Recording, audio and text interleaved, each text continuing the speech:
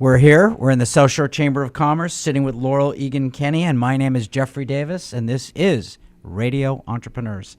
Our next guest, and I know I'm moving quickly, is Tim Calise from Koko Fit Club. Yes, sir. And it should be Koko Fit Clubs, correct? That's correct. We have 7 clubs between Cape Cod and the South Shore. Absolutely. 7 clubs. So tell us a little bit about the history and what you do. Sure. So Koko is the only concept where we are a fitness club. We have physical facilities, again, on the South Shore. We actually have them nationwide. But we're a South Shore business, based business, where every single session is coached when you come into our clubs. So for anybody out there who has ever struggled with finding the right solution for them, wanting to get in better shape but not knowing exactly how to do it, or have tried things in the past and it hasn't stuck, we welcome, that's really the niche that we fill. Those folks that really want to make a positive and permanent change in their life and find fitness and wellness for themselves, as well as local businesses as well.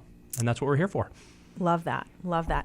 So, Tim, what part of your business is, I got to tell you my perception, women versus men? Yeah, so we are 72% female. I figured. But I think what we're seeing, though, that was actually slightly higher over the last couple of years. It's actually trending down. Okay. And I think what we're seeing is a little bit of that case where the spouse might be putting the bug in the influencing? ear. We'll just call it influencing. I like that. I'm going to use that. Honey, get rid of that gut. Yeah. That's right. So we have a lot of husband and wife teams, colleagues, things like that. But we are finding that usually it is we do skew female as kind of call it the first mover, if you will. But we've got a lot of folks who've been doing this for over 5 years between the South Shore and the Cape. So.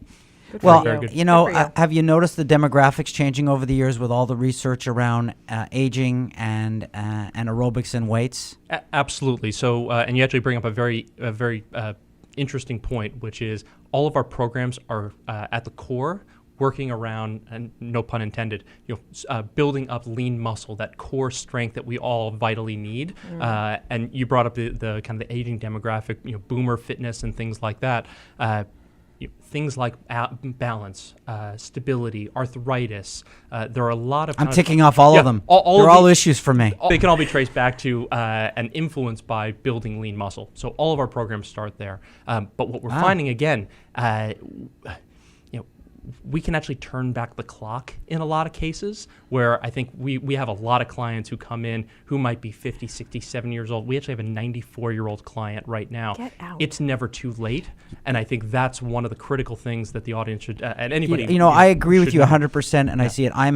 I play games every day, but I'm an avid tennis player, and I play guys in the late 80s and 90s, and you'd swear they were 60. You got it. And it's amazing what they've done with themselves. Alex is a fitness junkie.